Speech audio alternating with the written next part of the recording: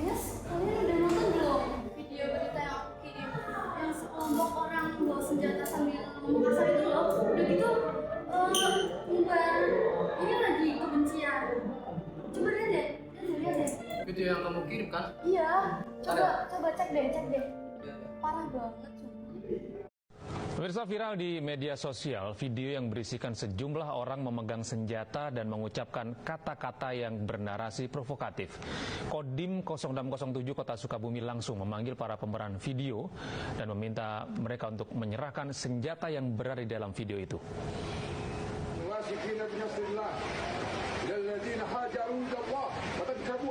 Inilah video berdurasi 48 detik yang viral di media sosial. Dalam sebuah akun Twitter, video ini dibagikan sekitar 700 kali dan meresahkan masyarakat. Setelah ditelusuri, salah satu pemeran dalam video tersebut merupakan seorang sekretaris umum MUI Kabupaten Sukabumi dan beberapa temannya.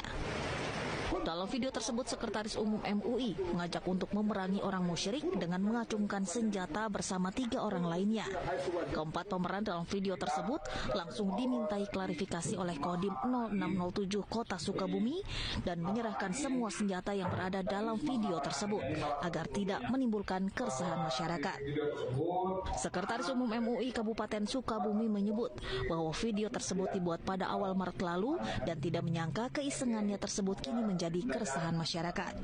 Sementara itu, Kodim 0607 Kota Sukabumi telah mengamankan 3 pucuk senjata yang diduga senapan angin. Untuk konsumsi pribadi, artinya untuk internal teman-teman pengajian, dan itu tidak ada sedikit pun untuk disebarluaskan atau kedua, dan memang isinya pun tidak bersinggungan. Dalam pemahaman pendapat kami tidak ada provokasi, karena kami tidak ada punya latar belakang, dari garis keras atau apalagi melawan negara, radikalis.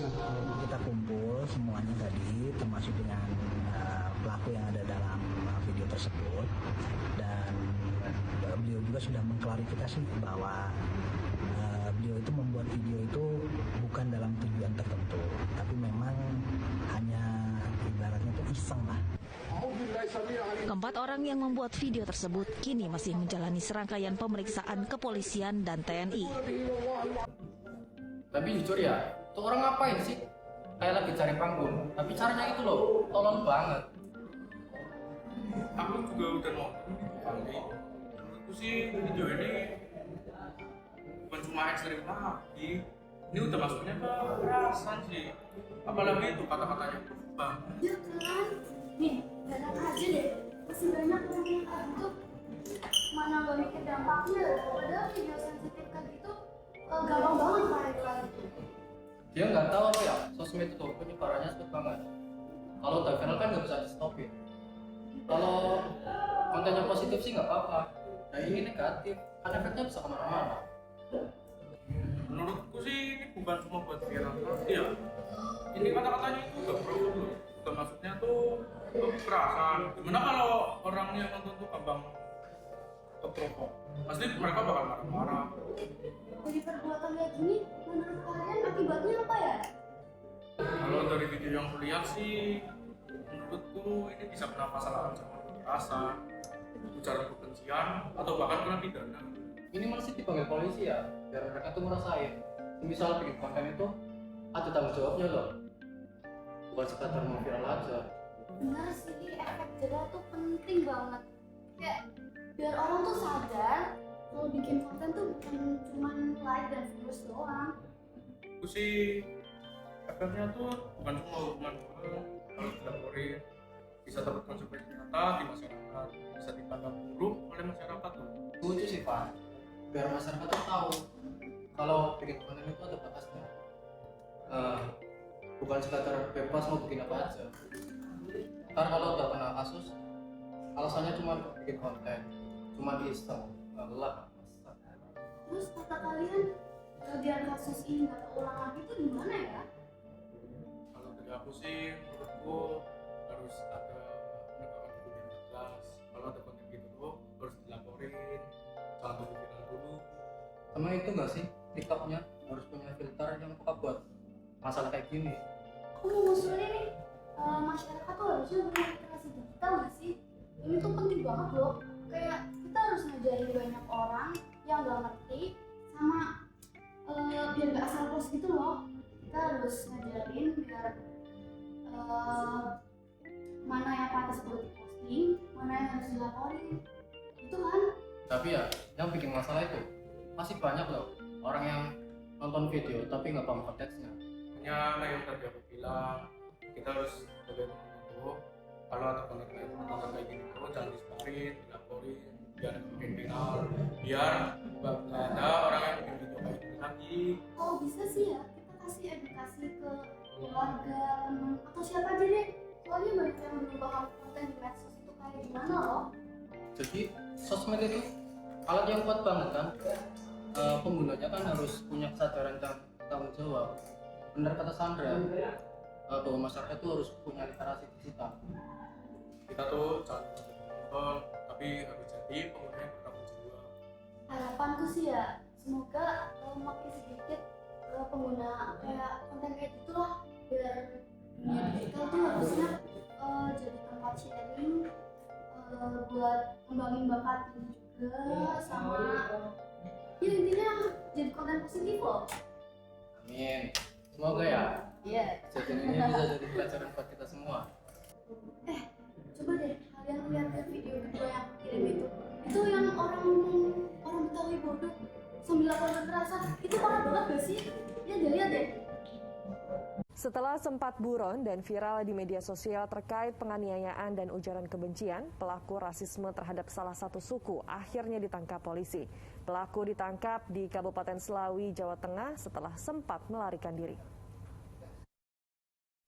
Pelaku rasisme bernama Venus hanya bisa pasrah saat digiring petugas Jatanas Polres Metro Bekasi Kota Senin petang.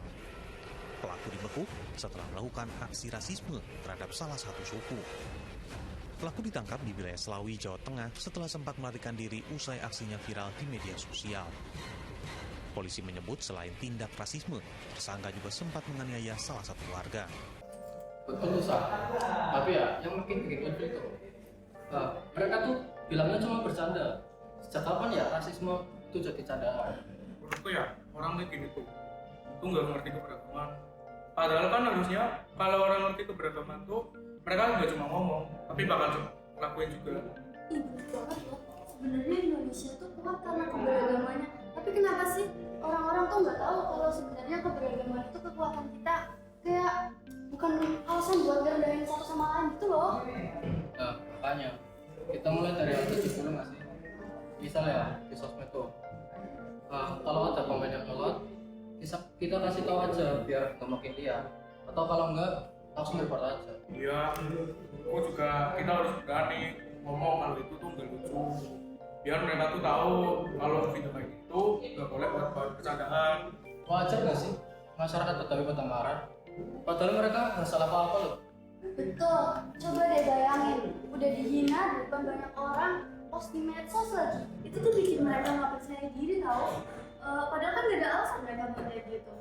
Aku juga ini efeknya jangka panjang. Mereka tuh bakal lama-lama tuh jadi minder sama budaya mereka sendiri.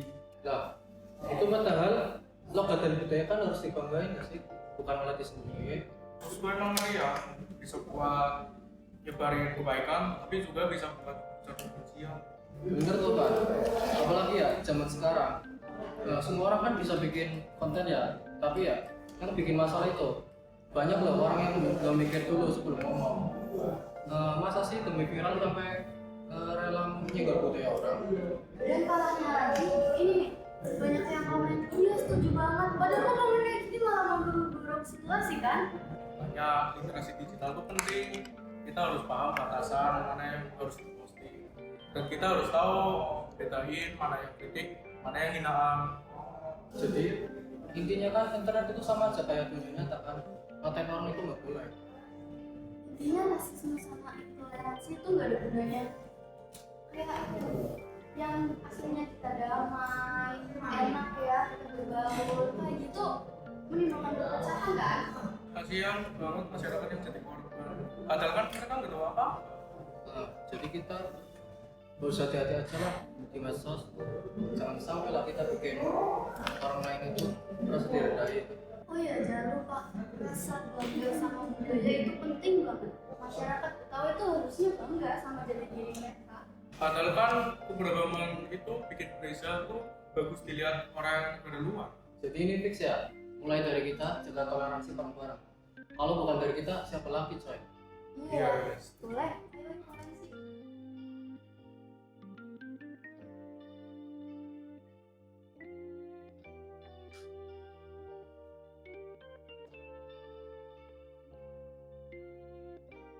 Selamat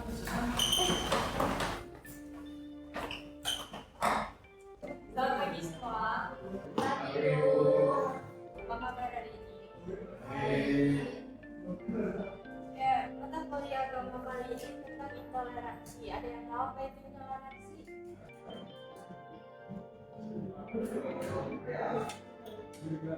Menurut saya intoleransi adalah sikap yang mau menerima perbedaan baik dari suku, ras, agama maupun pendapat, merasa dirinya paling benar, bahkan bisa menyerang orang lain.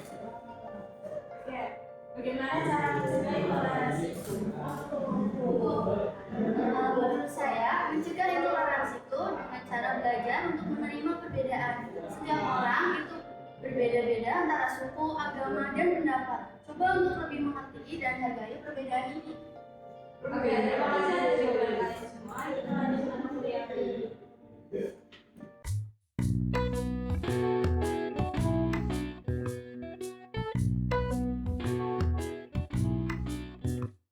Sebelum kita tutup mata kuliah hari ini, saya cuma ingin mengingatkan di kampus yang penuh perbedaan seperti ini, sikap intoleransi tidak boleh ada. Intoleransi muncul saat